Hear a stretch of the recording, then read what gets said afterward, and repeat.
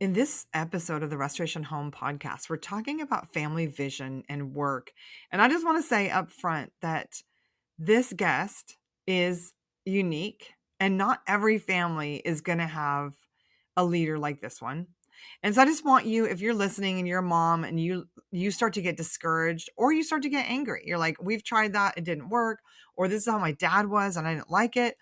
Don't get mad, just listen. But I recognize that his views are not the views of all my listeners. I don't necessarily agree with every single thing he said, but I really do think it's important to start thinking about family vision and how we can encourage our husbands to be part of that. So I hope you enjoyed this episode. If you'd like to build better habits in your family and create more peace and consistency, join the Restoration Home community. We open in early January, and this year we're working on habits of virtue. We have 52 habits of virtue that we're going to work on each week. There's a virtue practice, there's a virtue story, and we have this encouraging private community where we're going to be holding each other accountable with challenges, with conversations. So if you'd really like to make progress this year in personal habits of virtue and in connecting with your family over better habits and more love and joy, then join us in the Restoration Home community. We'll link it in the show notes, but you can use code Restoration10 to save 10% off your membership. This is Jennifer Pepito with the Restoration Home podcast. This is the show where we talk about the peaceful path to connected families and restored communities.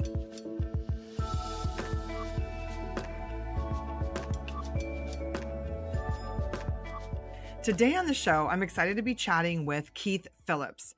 He has a Substack at The Memeticist. We'll link in the show notes because it is a little bit hard to spell that thing out. And he also runs the Heartland Bunkies website. So I'm really excited to chat with him about work and family vision and family rule of life. Thanks for joining me today, Keith. Glad to be here. Thank you for having me. There's so many things I'd like to talk to you about because, first of all, you obviously are a visionary kind of person. And sometimes visionary kind of people are actually hard to live with for their wives. Like, this is not where I thought I'd start out, but my husband's also a visionary. We moved to Mexico. We lived off grid. We've moved quite a few times. Where I'm in the process of kind of moving again right now because of my husband's big visions. So just let's just start out telling the wives, because this is homeschool moms mostly who are listening. How can wives, like I moved to Mexico with my husband and our 5 children at the time because I read the book Wild at Heart, and I thought, okay, guys need to have their adventures to be fully alive, and I want my husband to be fully alive, and so I'm gonna pull up my big girl panties and move to Mexico to the great unknown. But we, I was scared a lot, and my fear caused a lot of conflict. And, so for one thing, like if a wife is in a situation, I'm going deep right away. I wanted to talk about work and here I am. If a wife is in a situation where her husband has a big vision and she's scared, I think the worst thing to do is to squash the vision, because then you get a man who just goes on video games to, kind of like get a thrill. But also, sometimes these big visions are hard on us and our kids. So just speak a little bit to how can wives winningly get some understanding from their husbands, and also, how do you discern like when it's a good godly vision and when it is just some kind of like let's all jump off a cliff together. So you mentioned Wild at Heart. Interestingly enough, my own personal journey has a connection. I did read that book at some point. My dad read it, and then I think he gave it to me at some point. I don't know if it was like a wedding present or what, but it wasn't actually that book, because I didn't need to be told that I was wild at heart or whatever. Like everybody knew, I am Mr. Visionary. All these things you say, I am just chuckling about your husband, because me and him are cut from the same cloth. And as my wife often says, I'm a difficult planet to orbit. So, but that thing, so with Wild at Heart, he writes that book and he says, man was created outside the garden. And that's what he bases like the purpose of man, where man is supposed to find fulfillment, all that kind of stuff. He bases it on that one thing, which I ultimately, though it appeals to me greatly, I find to be ultimately very flawed. So the flaw was pointed out by a guy named Rick Phillips in a book called The Masculine Mandate. And in the masculine mandate, he says, yes, God did make him outside the garden. And then what did he do with him? He put him in the garden, a fixed point, and told him to work it and keep it. So at this point, this is just ripping off all the scabs, okay? Because this is my conundrum in life. I do want to go run and jump on this thing and run and jump on that thing. I run towards fire, okay, and gunshots. That's just how I'm wired. I was in the military for years. I was a helicopter pilot in the Army, and I mean that's just where I want to get, right? And if somebody does just like squish that, that does take something away from me. There's nothing that a man wants more than to just be competent and then to just be recognized as part of the tribe that can be relied upon as a competent operator. Okay, whatever that field of competency is. And for somebody that's visionary, they do want to lead and they do want to break new ground. There's a sense in which masculinity is expressed through exploration. And I think ultimately all humanity, not just masculinity per se. But there's a flip side to that in that there's a God-given calling to go work and keep the garden. So that's Genesis 2:15, I think. And when you're working and keeping, that does fix you to a point. It provides limits, which are actually very, very good in terms of even developing our own self-identity. Because if something doesn't have limits, it's not a thing. It has no form and has no shape. I am limited right now in that I'm here and I'm not over there. If I were in both places at the same time, I would be dead. If I had no limits at all, I would be liquid. I would sink to the ground, become a puddle, and evaporate. And that's where our society is because we've tried to say that we just have no one can define you. You have no limits. Do whatever you want, be whatever you want. It's hogwash. You can't develop a self-identity in a vacuum. It's just complete rubbish. Now, when it comes to sort of what we've pushed in terms of our podcast at the Stay at Work Home and me at the Mimeticist to some extent, is the idea that we are supposed to be doing that. We're not supposed to be collecting seashells for the fun of it on endless vacations. That's not the good life. That's not the thing that we're supposed to be aiming our persons at. Also, we're not just supposed to be aiming our persons, we're supposed to be aiming our families. And what is the thing we're supposed to be aiming our persons and families at? It's whatever our calling is, our work. But in the modern world, we not only being hyper individualistic, but also being industrialized, we hire people for only one part of their person, whether it be their hands or their minds, or maybe their body, but not their mind so much. Usually, we're hiring one part of the person, and so we only want one person, and we want to get a lot of people like that. We put them in a factory, and it's usually going to be men in that part of the factory, and maybe in a different business, we have a bunch of women over here, and then we don't have anything for the kids to do, so we parcel them out to this school and that school and that school. So work, all of our callings just completely pull us apart. And there's nothing left for the family to do except consume, which we're not actually called to do. We do as a byproduct of our calling. We have to consume, or not as a byproduct, but as a feeder, we have to consume in order to produce. But when we mix the lens, the worldview, and we have this idea of the good life as being one in which we are simply consuming without having to produce anymore, and work is only a means to the end of ceasing to work, then we've lost the plot. And our families and our churches and our civic organizations are all showing that. So insightful. And I think it is really interesting because when we moved to Mexico, it was a family vision. We were starting a mission site where families could come and do mission outreach basically. And my husband was taking our kids and working on orphanage projects. They were building, bathrooms for orphanages or building houses for migrants. And so it was really very much a family endeavor. And my kids had a lot of great time with my husband. Now, some of my fears were that, oh, they're missing school days and they're missing out on fancy vacations. We're giving up so much, and are my kids going to suffer? I don't want my kids to suffer.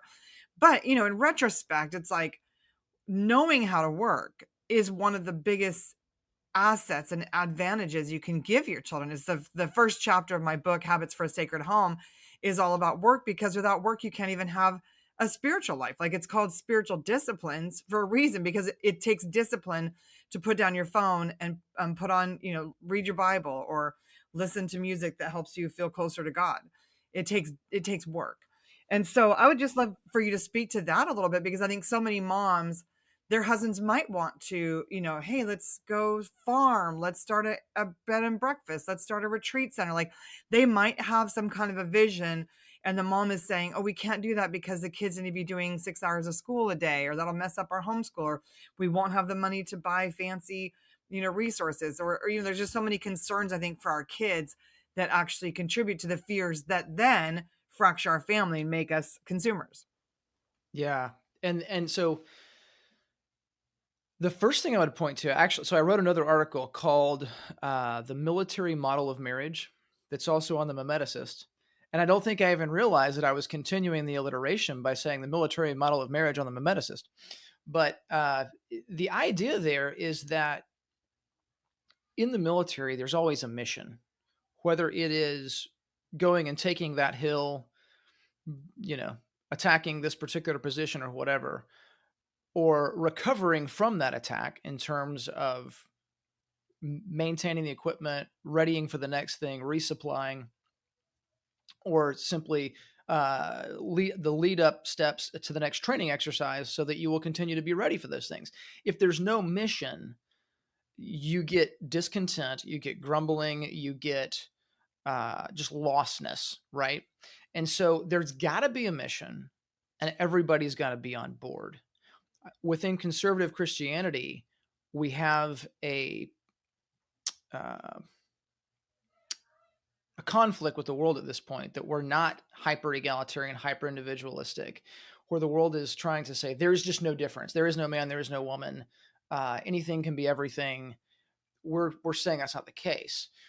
And the idea that there would be a leader in the home that has a mission, that knows what it is, that's leading, is actually contra to modern individualism altogether. But we're saying that the mission does dictate, right? So it cannot be that a man is simply dictating his will and suppressing and oppressing, his family. It's that everybody's got to be pulling in the same direction, though, and there can only be one leader. So there is incumbent upon the men this responsibility to actually put forth a vision. And it is incumbent upon the rest of the family to decide, this is within the left and right limits of the decreed will of God. I am not sinning by going in this direction. Therefore, I'm going to get on the oars and row. Determining what that family mission is a whole family activity, though, I think. It's not just I get an idea and we go for it. It could be that the idea grows out of the greater mission that we understand to begin with, but there probably does need to be a sit down and discussing things like, working from core values to mission. There's a book by Patrick Lencioni that I don't remember the title, but we'll figure out what it is after the podcast. And it's basically three big things or something like that. It's a very terse title. It's a pretty easy book to read. And what it does is it goes through some sort of business sourced brainstorming activities to see, what is it as a family that God's called you to do? Are you a family that does hospitality? Is hospitality your calling? For us, that's a huge one. Is it that we provide, maintenance for people in the neighborhood that otherwise wouldn't get it. And so we're sort of the helping hands and feet that are going out there and cleaning gutters and repairing people's, faulty plumbing and things like that, within the church, within the community. Or maybe it's a business that's very specific. Maybe, y- we, in the days gone by, what do this guy was the blacksmith, and that family produces blacksmiths that learn this trade and so forth. Maybe you're farmers. Maybe, maybe your family does, your writers, your storytellers. There's all kinds of things that could be your sort of family calling, and then the individuals are going to have their variations within that. But if you haven't figured out what the mission is, it's really hard for everybody to get on board with it. Yeah, and I think the book you might be mentioning the book Six Types of Working Genius by Patrick Lencioni. He wrote a lot of books, including The Five Dysfunctions of a Team.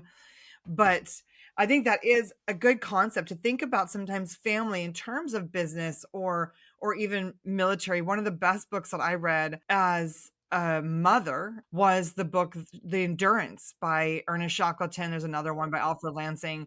Reading about Ernest Shackleton and the way if Frank Wild hadn't been so on board with Shackleton's mission, they would have died. If the men hadn't been able to follow Shackleton's direction, they would have died.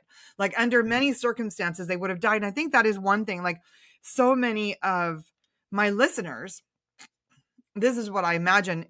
A lot of them did come from strict patriarchal homeschool families, and their dads were not very caring of their moms, or their moms were fearful all the time, or there's a lot of woundedness, really. I don't know if you've read any of the Duggar kids books. There's a lot of woundedness that has come out of that movement. And so I think that there's a decent amount of pushback, honestly, among Christian women from this idea that their husband should spell out the vision. And, even in my own family, like we ended up moving back from Mexico because I was pregnant with my, seventh child. The last child had been an emergency C-section. Having a baby in Mexico was not advised. So there's a lot of reasons that we moved back. But for anybody, I know I have a lot of missionary moms as well who listen. For anyone who's done any kind of missional living, there's a period afterward where there's a death to vision. There is kind of um a painful period, a painful period. And, so for me, what I have done, because I create a lot of havoc in our Mexico mission by complaining. And I complained because I probably didn't have enough of a word from the Lord for myself to feel joyful in the circumstance. And so now in this new adventure we're on, we're living in a new city, so my husband can go to ministry school, and it's not where I want to live, honestly. But I have put it before the Lord, and I've asked God, like, is this what you want us to do? And he says, yes. And so then I joyfully get on board. But I'm not actually just putting my trust in my husband as much as I love him, because if I'm not also getting confirmation from the Lord, and I know, probably for someone like you, the Bible says, wives submit to your husbands, that should be enough. But for some of us, it does take an extra affirmation or reassurance if our husband's doing something that can feel like going out on a ledge in a way. For me, it has been very encouraging to, pray and spend time with the Lord and get my own affirmation about it so that I can hop on board, even if sometimes because our husbands are still human. Like they're still going to let us down and be sort of disappointing and, get online too much or whatever it might be.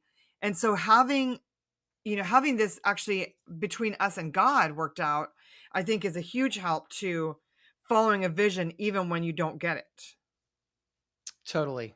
And it's it's a lot of the pushback that you mentioned is probably very justified, because you're talking about a generation or two of men who have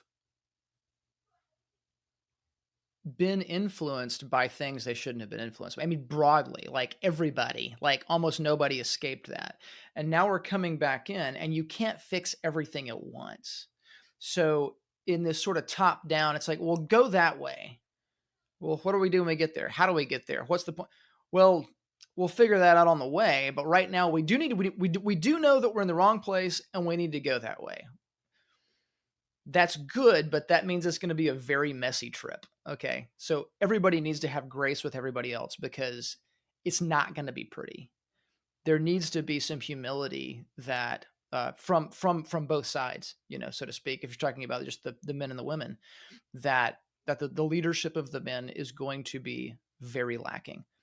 Even in past generations, I'm sure it was very lacking. It's probably have been more lacking more recently because there's just been so little, I think, proper understanding of what was going on. Yeah. And And I want to actually switch gears now because I mean there's a few subjects I could probably talk with you for hours about. But one of them is children and work, because there I have gotten, and another friend of mine who posts about their children and chores, we've gotten comments like, "Oh, childhood should be about play." And, in my Peaceful Press homeschool curriculum, we really emphasize practical skills, because not only does knowing how to sort the laundry or load the dishwasher or clean the windows help your children develop motor skills and like comprehension skills when you can follow directions, but if they want to survive in a rapidly changing world, they have to know how to work. So what would you say to those moms who are like, "Oh, honey, the kids can't go work with you on the farm today because they have schoolwork," or, "Oh, honey, what?" Like I try to encourage my moms that, the basic skills can actually be learned pretty rapidly. And a child who loves to learn will read books, they'll synthesize the information. My oldest son, he's my third child, my oldest son, he worked full time in high school. Maybe not quite 40 hours a week, but several days a week he worked construction. And then he also went to community college at that time.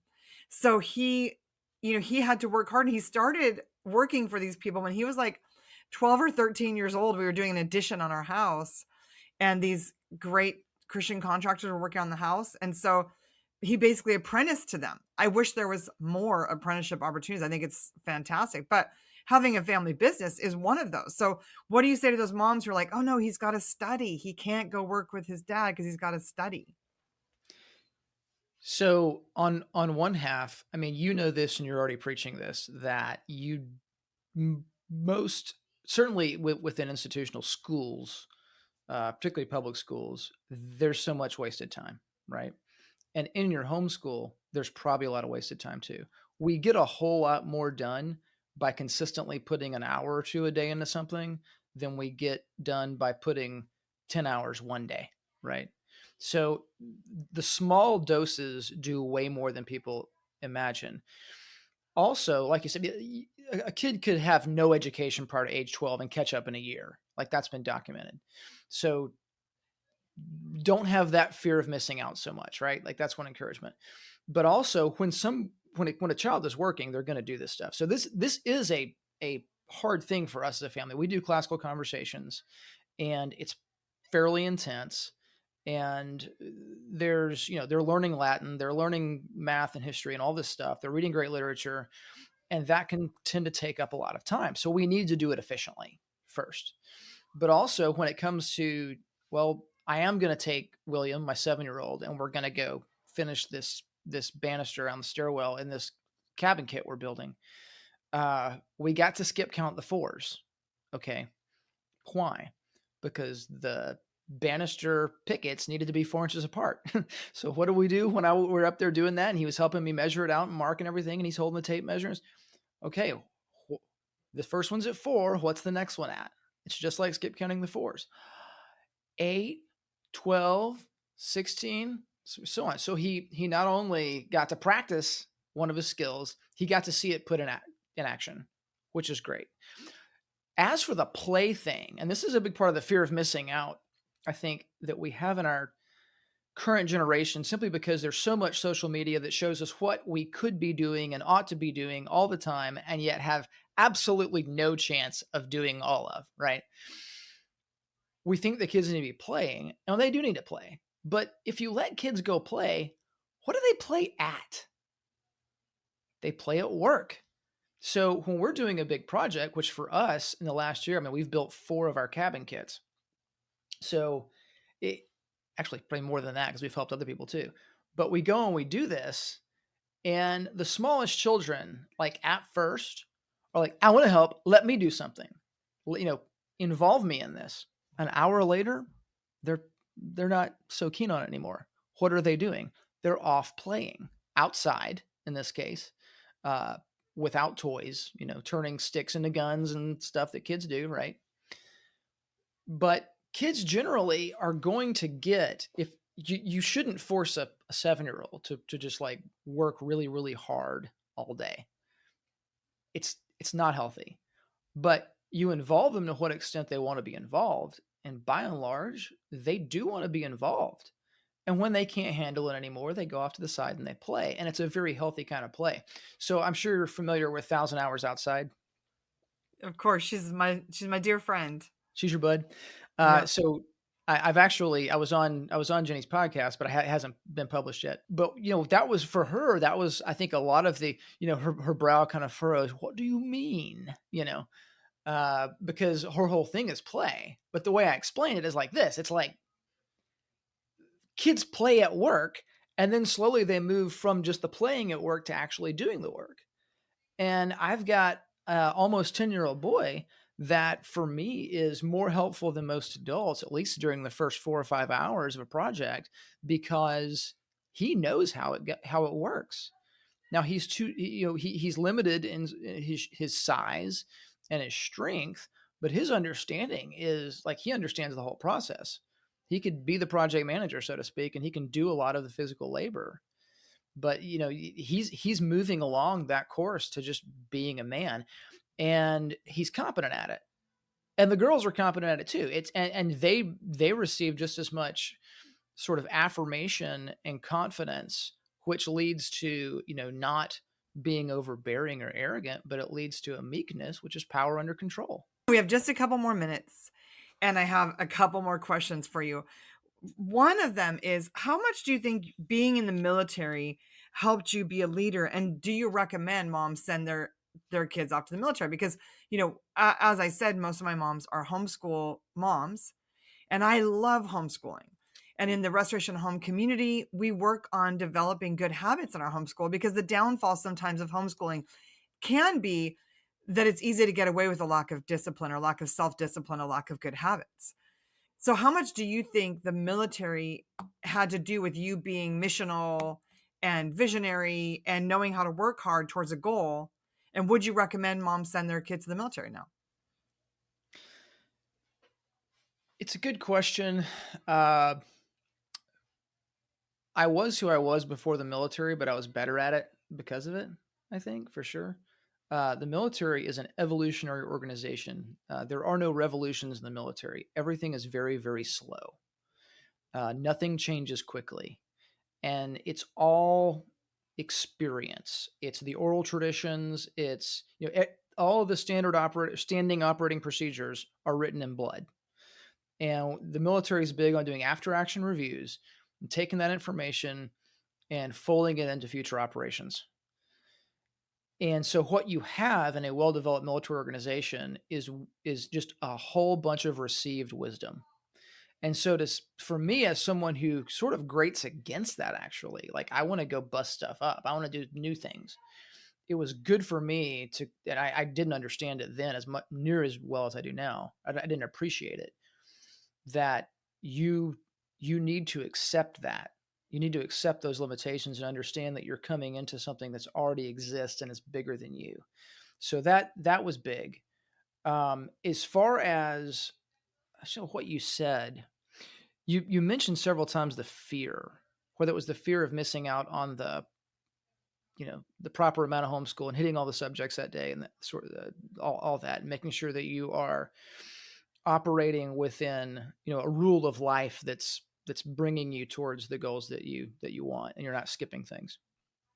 There's that fear. There's a fear of going after a vision that is only a vision right now and hasn't materialized.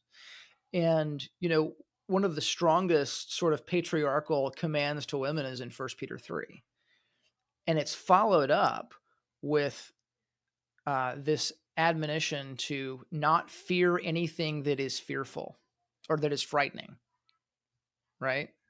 So like, why does this all have to be said? Because you're going to get scared.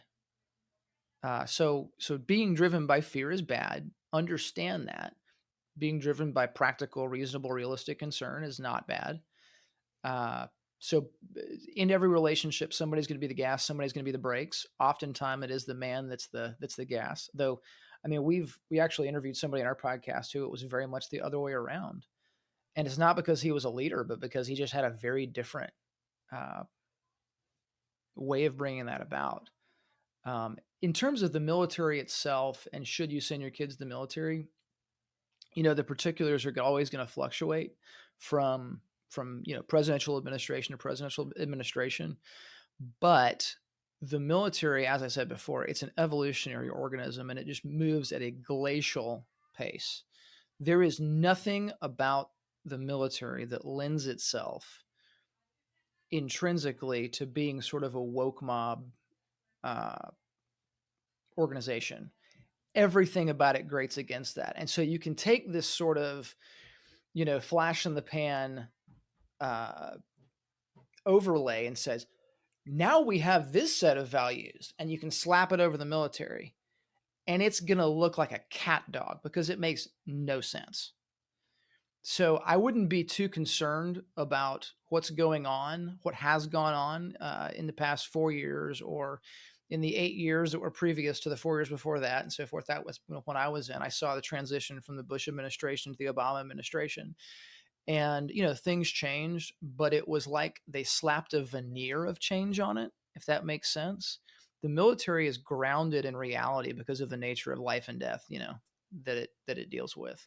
That's helpful, I think for moms because it can be a way to help your kids get disciplined if they don't have it yet. But and then one other question with there's a wife out there who her husband really doesn't have any vision and she's the one who's initiating family devotions and she's the one who's saying, we should go serve at the homeless shelter. She's the one who's coming up with all the ideas.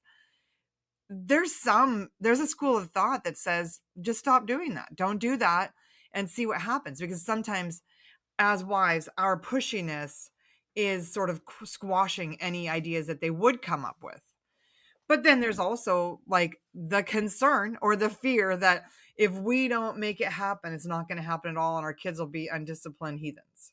So what do you say to those wives who in this moment their husbands don't have a vision, they're kind of just coasting along? What is the best thing they can do to help encourage more hope and vision in their family?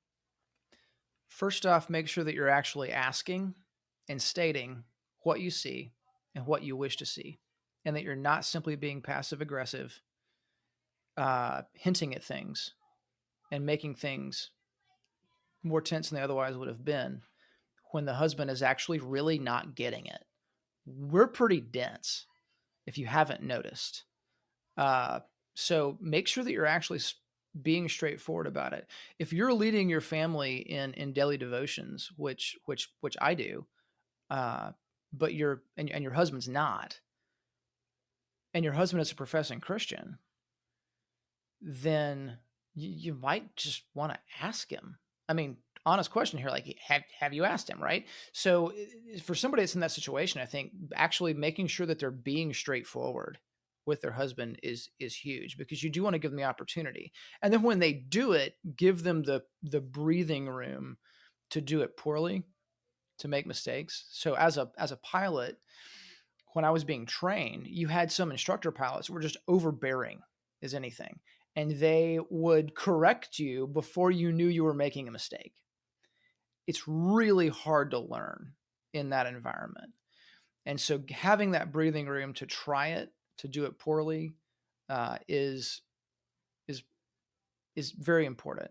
And then, maybe if you can't articulate it and maybe you're not the person to articulate it because there's certain things that husbands and wives just can't do for each other. I'm not supposed to give skiing lessons to my wife because it leads to divorce. We've decided that after 20 years of marriage. Uh, Somebody else needs to teach her that, and probably somebody else needs to inspire your husband as to how daily family worship brings truth and goodness and beauty and wonderful rhythms to your home life and how it's actually really fairly explicitly commanded by God. Yeah. Well, I'm so thankful for this conversation. It's really interesting, and I love learning from new perspectives or old perspectives. And I just really thankful for what you're doing with highlighting the importance of working together as a family. We'll link Heartland Bunkies in the show notes, or these adorable little cabins. I'm like, oh, we could put one of these in my back pasture or my backyard. And we'll also link your Substack and podcast in the show notes. So thanks so much for joining today, Keith.